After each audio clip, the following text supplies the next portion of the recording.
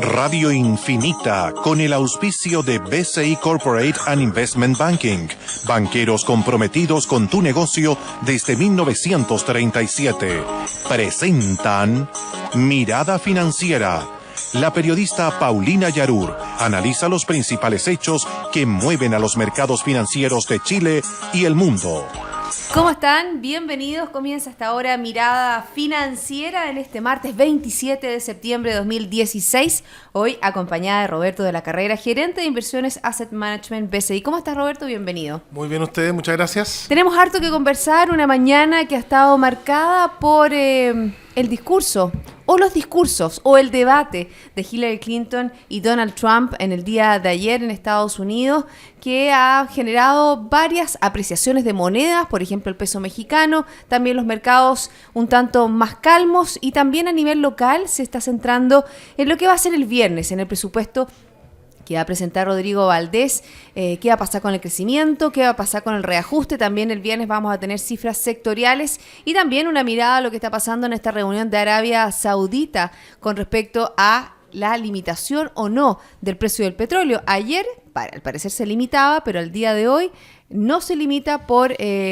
una mirada discrecional que tiene Irán sobre este tema. Pero antes, Roberto, ¿te parece si vamos a ver los indicadores? Okay. ¿Cómo han estado las bolsas? Nos vamos con Asia. El Nikkei avanzó en el día de hoy un 0,84, el Hang Seng también arriba en 1,09, Shanghái también positivo un 0,64, Europa malito en el día de hoy. Hay preocupación en la banca, en la zona euro, lo vamos a estar comentando. El FTSE 100 de Londres baja un 0,15%, el CAC 40 de París también desciende un 0,21, DAX alemán 0,37 abajo y el IBEX 35 de España un 0,27 a la baja. En Estados Unidos la bolsa está subiendo hasta ahora, el Dow Jones un 0,68, Standard & Poor's 0,59 y Nasdaq 0,72. Ahí también destaca lo que está pasando con las acciones de Twitter, una posible compra de Disney que haría de esta empresa que tiene que ver, ¿no es cierto?, con los textos, con la información.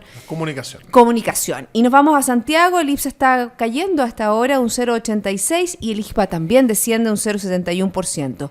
¿Qué pasó en el día de hoy con el cobre?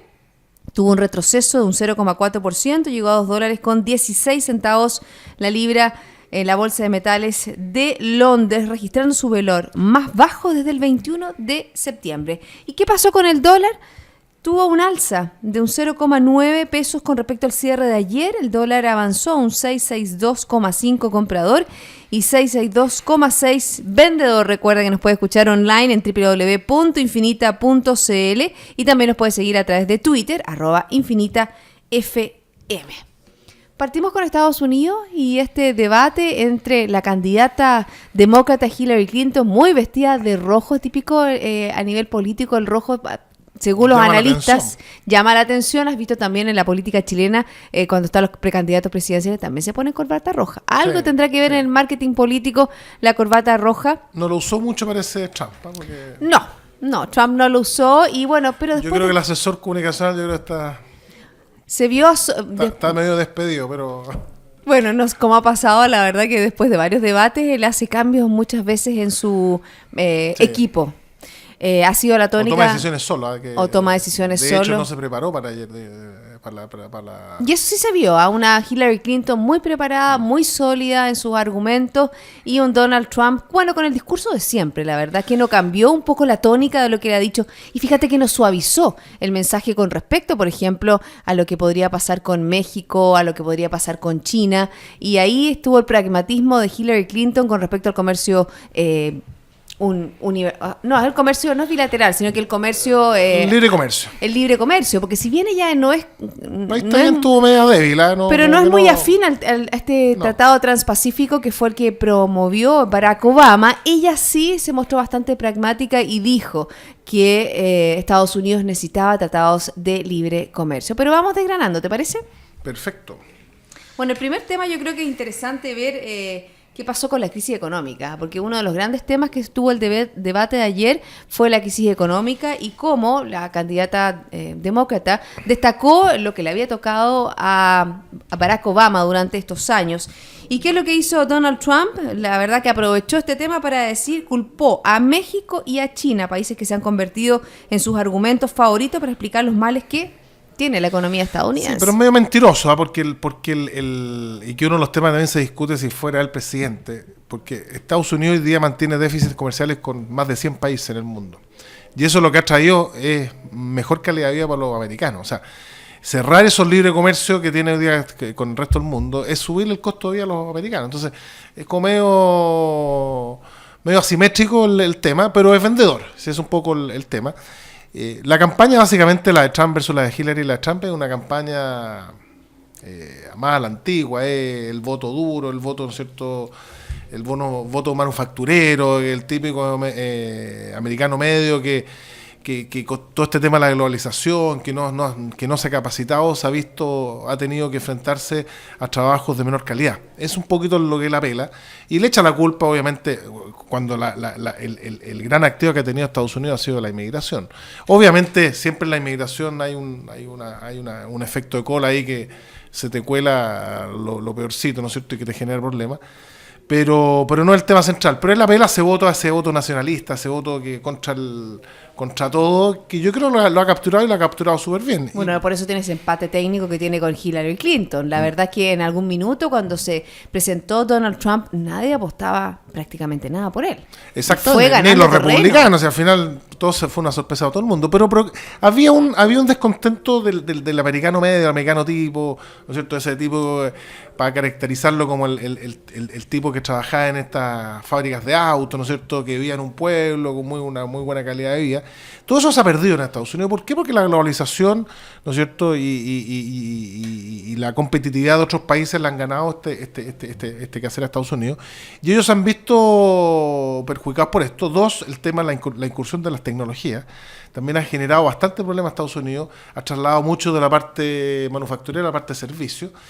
Y pasar de un lado para otro requiere capacitación, requiere entrenamiento, requiere otro tipo de habilidades que Estados Unidos no ha sido capaz tampoco ni el resto del mundo tampoco ha sido capaz de entrenarse para eso. Entonces, eso ha ido bastante descontento, y por eso, si bien es cierto, hoy día la economía americana es una economía que está en pleno empleo, pero tampoco no un pleno empleo así de mucha felicidad, porque en el fondo no tienen la calidad o los salarios que tenían antiguamente. Bueno, y en esa misma línea, hablando de las empresas y hablando del empleo en Estados Unidos, otro de los pilares de este debate entre Hillary Clinton y Donald Trump precisamente tiene que ver con los impuestos. Exactamente. Y la candidata demócrata defendió su plan fiscal para hacer que los ricos paguen más impuestos, y acusó a su rival de defender la teoría de que bajando los impuestos a los más ricos se reactivaría la economía y los pobres se acabarían beneficiándose de ellos, que es lo que propuso Donald Trump, bajar de este 33% que tiene de impuestos a un 15%, que eso, la verdad, es bastante... Es muy disruptivo, es muy disruptivo y a ver, y poco creíble. Y además ver los impactos que podría generar eso en la economía. Pero sí, lo que pasa es que, claro, de repente, del punto de vista técnico puede tener mucho sentido, pero no del punto de vista comunicacional. Es poco entendible por la gente. Lo que sí, yo creo que ahí Hillary estuvo bastante débil, era que Trump apela a que... Lo que pasa es que, para entender un poco, más o menos como el 30% de las compañías en Estados Unidos son compañías globales que operan en el resto del mundo. Y por temas tributarios de ellos, hay partes de esas utilidades que están en el resto del mundo. Y por tasas que son más altas en Estados Unidos, las empresas no retornan esos capitales a Estados Unidos, y que es mucha plata. Hay mucho dinero que, si lo retornaran, podría provocar mayores tasas de inversión, podría provocar un mejoramiento, ¿no es cierto?, de las condiciones económicas americanas. Y es un poco lo que apela Trump, es bajar un poco la tasa de impuestos para producir un poquito más inversión internamente. Él dice, ayer apelaba a tener más fábricas de autos, ¿no es cierto?, y que no los autos se hicieran en México. Al final, uno no puede pelear contra eso, porque al final del día, hoy día con la globalización, termina ganando el que es más competitivo, el que es más eficiente. Por lo tanto, es bueno que no hayan tasas de impuestos entre una frontera y otra. Lo importante es que los países sean capaces de desarrollar sus propias ventajas competitivas. Pero lo que apela Trump es eso, un poquito que el resto de las empresas americanas reparte la utilidad.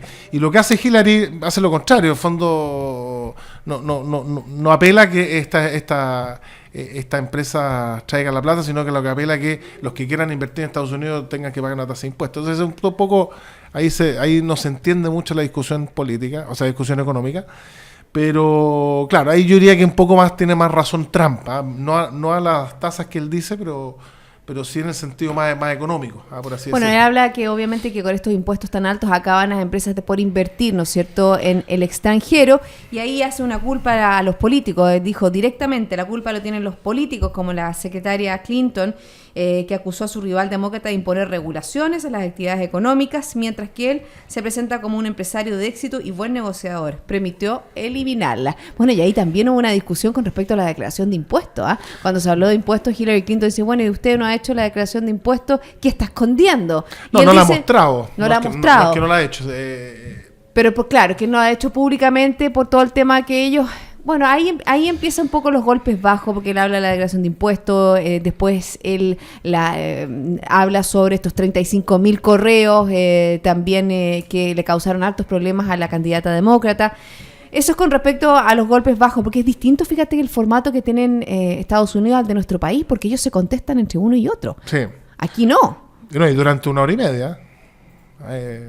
Aquí hay publicidad entre medio, hay un moderador. Yo creo que lo escuché bueno el formato. Y lo otro yo creo que es rescatable, que un tema que aprender.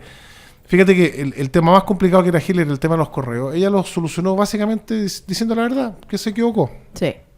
Cuando el que explica se complica en esta cuestión. El que explica se complica, exactamente. Y un poco es un poco los errores que cometen los políticos, que le dan vuelta y vuelta y vuelta a un mismo tema sin llegar a ninguna parte. Y aquí lo dijo con todas sus letras, dijo, me equivoqué, no lo debería haber hecho, perfecto. Bueno, a los seres humanos nos pasa exactamente lo mismo. Y mira lo que pasó, descolocó a Trump y no le dio el argumento. Bueno, otro de los temas que hablaron fue el tema de la Reserva Federal. La señora Yellen, siempre Donald Trump le pega por alguna parte, y en el día de ayer también lo hizo. ¿Te acuerdas cuando dijo que si él salía presidente iba a salir la señora Yellen de la Reserva Federal? Exactamente. Y ahora en el debate también tocó el tema de las tasas de interés, y dijo, tenemos una burbuja financiera grande, gorda y fea. Eso fue lo que dijo Donald Trump. Y le preocupa a él que cuando empiecen a subir las tasas de interés se pueda generar algunos problemas dentro de lo que es la Reserva Federal. También acusó directamente de hacer un uso político de mantener las tasas durante este tiempo previo a las elecciones presidenciales. Sí, no, yo diría que en general ningún banco, si uno ve hacia atrás, la Fed nunca ha movido tasas ni se ríe hacia abajo previo a las elecciones presidenciales.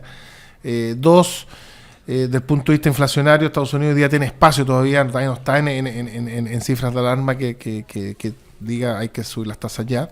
Tres, tampoco el FED se puede hacer caso omiso de lo que está pasando en el resto del mundo. Hoy día estamos viendo un mundo que le está costando crecer. Si bien es cierto que Estados Unidos es una economía bastante más cerrada, que depende mucho de su consumo interno, pero el nivel de expectativa está muy anclado a lo que pasa en el resto del mundo, con todas estas empresas que son globales, que están teniendo operaciones en el resto del mundo. Obviamente no se puede quedar ajeno a eso. Lo tercero, yo diría que en general hoy día, y lo dijo el fin de semana una personera de la Universidad de Chicago, que creo que hasta esta otra semana acá en Chile, no sé tampoco si el FED tenga tanto injerencia en mover las tasas de interés con la cantidad de dinero que hay hoy día dando vuelta en el mundo. Pero un dinero además que está ahí, no es que esté generándose burbujas en inmobiliaria, ni en las acciones, sino que está ahí y no ha sido capaz de entrar a la economía real, uno, porque los bancos no prestan, dos, porque hay mucho más regulaciones, tres, porque las personas también después de las crisis pasadas, hoy día está mucho más con ganas de no endeudarse, de desapalancarse, de no gastar, y eso tiene al mundo hoy día creciendo al 3% y menos. Y ojo, aquí un 3% bastante curioso, que más de un 40% de ese 3% lo aporta solamente China. O sea, si sacamos China, el mundo estaría creciendo 2%. Bueno, hoy día el Banco Mundial, lo vamos a revisar en la segunda parte del programa, revisa la baja, la proyección de crecimiento para el mundo, y el 7, y 8 y 9 de octubre vamos a tener reunión del Fondo Monetario Internacional, que va a ser muy interesante ver cómo ellos están viendo la perspectiva de este 2016, que ya está quedando pocos meses para que se termine. Estoy conversando con Roberto de la Carrera, gerente de inversiones de Asset Management. Roberto, hacemos una pausa, ¿te parece? Ok. Liderazgo es la capacidad de tomar la iniciativa, de llevar adelante los desafíos incentivando a los demás. En BCI Corporate Investment Banking, banqueros comprometidos con tu negocio desde 1937. Ya volvemos.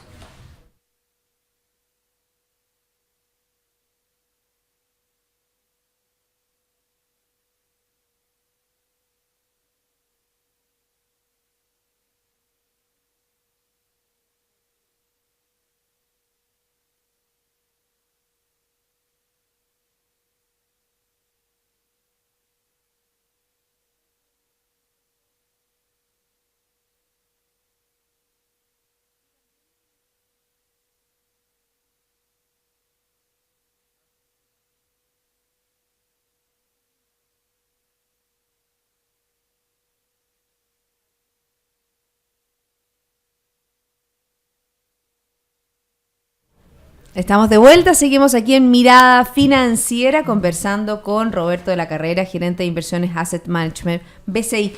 Roberto, terminemos un poco la mirada a Estados Unidos porque hoy día se dieron a conocer datos bastante buenos con respecto a la confianza del consumidor. Por ejemplo, se esperaba 99 puntos y tuvo una confianza de 104.1, una muy buena perspectiva a lo que pueden perseguir los consumidores. Y también tenemos el Market de servicios, que es el PMI de servicio, que fue un 51,9 puntos. El mes pasado fue 51 puntos y se esperaba 51,2. Es decir, valores sobre lo esperado por el mercado, una buena mirada a lo que está pasando. Y también la semana pasada, ¿no es cierto?, la Fed decidió mantener, ¿no es cierto?, su tasa de política, pero ya las perspectivas son distintas. Se abre la posibilidad a que suba en diciembre, sobre todo por la proyección, ¿no es cierto?, que hace de esta tasa de interés, de este pico potencial de un 1 a 8, de este 2% que estaba, y también la tasa que quedaría entre un 3 y un 2,87%. Más gradual, la tasa. Sí, mira, dos cosas. Uno, de acuerdo al cierre del bloque anterior, yo creo que desde el punto de vista económico, el impacto del debate del día de ayer, yo creo que no sorprendió a nadie. Yo creo que fue más de lo mismo de lo que se estaba viendo. Y la mejor encuesta de esto es lo que pasó con el peso mexicano, que se depreció 2%. O sea, exacto. Un poco, es lo que el mundo financiero está mirando detrás de esto. El real también se apreció en un 0,52 y en Chile el peso también se apreció en un 0,22. Porque no hubieron sorpresas, salvo que en el segundo tercer debate nos encontremos con cosas muy disruptivas. Yo creo que no va a cambiar mucho la situación de aquí para adelante. Lo segundo, el tema, efectivamente, la economía americana ha estado andando bien el último año, está con un crecimiento en torno al 1,5, 1,6, con una inflación hoy día de 1,6 y proyectada en torno a 2%. Creciendo el empleo a tasas de 180.000, 200.000 empleos todos los meses. Lo segundo es que, previo a la reunión del FED de la semana pasada, salieron las ventas del lo que está pasando en el sector inmobiliario, que mostraba una caída respecto al mes anterior. Sabemos que en general Estados Unidos está andando bien, pero en una cosa sí que uno diga que la cosa se va a sobrecalentar. De hecho, una de las cosas, aparte de la postergación de la tasa de interés por parte del reunión de la FED, lo que hicieron también es bajar un poco también la curva de tasas de largo plazo. Y eso lo que te está reflejando es un PIB implícito menor a que todo el mundo espera. Entonces, exactamente, se hablaba de un 2 y ahora se habla de un 1.8. Y eso, como dices tú, hizo bajar las tasas en los bonos del Tesoro. Exactamente. Y lo que te están diciendo detrás es que la economía no es mucho más del 2 que lo que pueda crecer. Incluso los mejores analistas están hablando para los próximos años que Estados Unidos no pasa el 2%. Entonces, vemos en general una economía que hoy día, y dicho sea paso, aporta casi 0,3, 0,4 al PIB mundial. O sea, tampoco no es una cosa que el mundo se vaya a dar vuelta porque Estados Unidos sube o no sube la tasa de interés. Es cierto que ellos lo tienen que ir normalizando, pero también hay otras áreas en el mundo que las cosas no están andando muy bien tampoco. Bueno, eso es Europa, que la semana pasada tuvimos datos también de Europa de producción industrial que no fue tan buena, y también en la encuesta CEF, el sentimiento económico a la baja de la economía alemana. Y yo creo que eso está mostrando un poco que la política monetaria no lo puede hacer todo. Lo conversamos en el primer bloque. Tenemos a un Mario Draghi que tiene las tasas de interés en negativo, Roberto, y la verdad que no ha logrado repuntar la zona euro. Sí, bueno, hay bastante discusión respecto a los niveles de tasa. Yo creo que las tasas negativas son atornillan al revés. O sea, yo creo que aceleran la parte negativa del tema, producto de que la gente tiende a refugiarse más que a gastar, dado que ve muy poca rentabilidad en el largo plazo.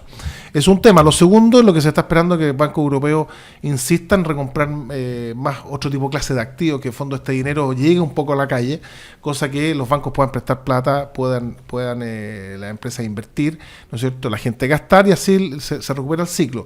Pero tampoco Europa ha estado exento de temas políticos. Acordémonos que sigue España con un tema político latente, que ojalá ahora al mes de octubre se solucione. Viene un referéndum en Italia el mes de octubre, que también, dependiendo del desenlace, podría obligar a algún minuto a Matteo Renzo. Incluso poder dimitir, o pasa un poco lo que pasó con el Brexit. O sea, hay bastante volatilidad al respecto. Y lo que está pasando hoy día con la industria financiera europea en general, liderado hoy día por Deutsche Bank, básicamente es que hoy día con las tasas de interés negativas los bancos no pueden crecer. Y no pueden, que tenía una baja bien importante en las acciones de Deutsche Bank. Exactamente. Básicamente uno porque Deutsche tuvo problemas con la crisis subprime, problemas que se han ido saliendo con el tiempo, y la guinda a la torta fue una multa de $14 mil millones que le pusieron la semana pasada. Y eso ha deteriorado el capital de Deutsche Bank, generando bastante volatilidad. ¿Y por qué se habla, Roberto, también de una mayor inyección de capital, no solo, por ejemplo, en bancos alemanes, sino que también en bancos españoles en Europa? Lo que pasa es que los activos que ellos tienen, producto de la crisis, todavía siguen siendo muchos de ellos malos. O mal valorizados. Entonces, los activos tóxicos que se llaman. Más que tóxicos, yo diría que son activos que tienen valorizados otros precios, a precios más altos de lo que son reales. Y eso en muchos casos todavía no están reconocidos 100%. Y si los reconociera 100%, obviamente iría contra resultados y eso deterioraría la base de capital. Es un poquito el escenario. Y por eso que Europa cada cierto tiempo hace unos 3 tests para ir monitoreando qué es lo que pasa con eso.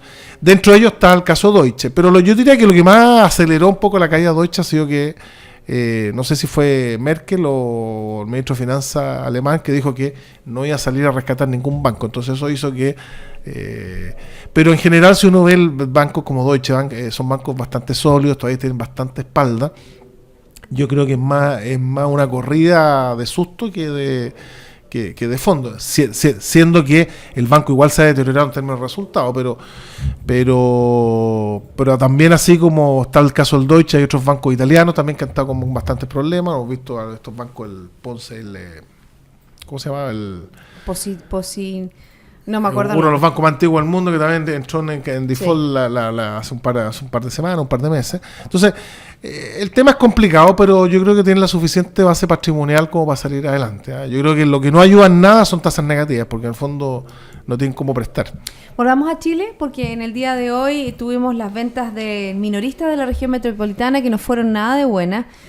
Acuérdense que en julio hemos tenido un alza de un 6,5% y en agosto tuvimos una caída de un 3,9% real, según este informe que elabora el Departamento de Estudios de la Cámara Nacional de Comercio. Recordemos igual, para que sea claro, es que también tuvimos un efecto calendario, porque hay un sábado y un domingo menos que en igual mes del año 2015. Pero la verdad que la caída fue bien importante, un sector donde históricamente había estado repuntando. Hemos visto durante todo este año cómo el comercio ha ido cayendo paulatinamente, pero cae constantemente. Sí, y eso que el comercio está muy influenciado positivamente por las compras argentinas y brasileras, que ha sido un boom este año. Pero con todo eso también vemos que la curva viene cayendo. Y básicamente es porque la gente también ve un deterioro en las condiciones económicas, en el margen, que hace que estemos donde que estemos creciendo a tasas del 1,5, 1,8%. Y no se ve tampoco por los próximos meses un cambio fundamental. Y eso debido principalmente a una caída muy potente de la inversión de 4 o 5 puntos. Entonces yo creo que es un tema que es de preocupación. Y que ojalá ahora con todo este nuevo debate político, ¿no es cierto?, nos pongamos de centro un poco el crecimiento, dependiente de quién sean los candidatos, y nos permite hoy día empezar a tomar decisiones, empezar a anticipar un poquito las decisiones, hacer un poco lo que pasó con Brasil. Yo creo que Brasil... Como que apostó antes de tiempo al cambio de gobierno de Dilma Rousseff y ahí los mercados comenzaron a recuperarse. Exactamente. Brasil, que tuvo una caída de 7% en su nivel de ingreso del producto per cápita del año de este año y el año anterior. Para el próximo año se esperaba un decrecimiento también del 1,5%, y hoy día ya los mejores analistas están esperando en torno a un crecimiento del 1,5%, 2%. Sí, pues estamos hablando de un país, Brasil, que estaba en recesión. Y no ha pasado nada. Y no ha pasado nada en Brasil. Entonces, yo sé. Ahí estás hablando del tema de las perspectivas. Es cómo influye las expectativas. Y aquí también el viernes vamos a ver cómo están los datos, porque tenemos el INE que entrega cifras sectoriales, y también tenemos la entrega que va a hacer el ministro Valdés del presupuesto 2017. Y la verdad que ahí está, ¿qué va a pasar? Esa es la primera medida. Es la primera medida. Dice, la clave es la eficiencia, dijo el ministro Valdés, del gasto. Si está dirigido también, ¿no es cierto?, a la inversión. o al gasto corriente. Yo creo que eso es muy, muy importante. No, eso no lo dijo el ministro Valdés, lo que dijo era que iba a ser un gasto muy responsable, pero también que podía abrir un poco a la flexibilidad. Y yo creo que es lo que pasa, se habla más o menos entre un 2.5 y un 3.5, el gasto público. Exactamente. Bueno, hay que ver ahí, porque esa es la primera, el primer listado, hay que ver después cómo queda con todos los ajustes. Pero hay que quedarse en el fondo. Yo creo que un poco lo que está pasando en el mundo y también en nosotros es que, si bien es cierto, en el mundo a nivel privado se ve menos inversión, menos gasto, pero lo que se ve que a niveles gubernamentales se ve mayor aumento en niveles de gasto.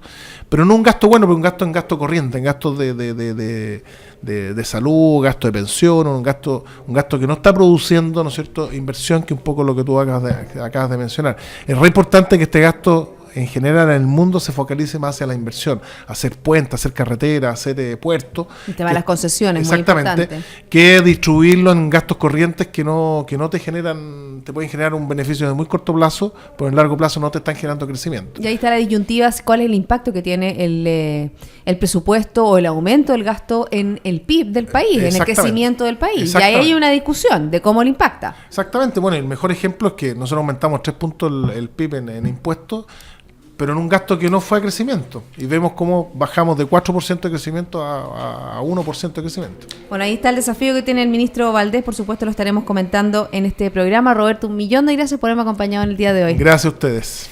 A todos, la invitación es a continuar en compañía de Radio Infinita. Nosotros nos reencontramos mañana.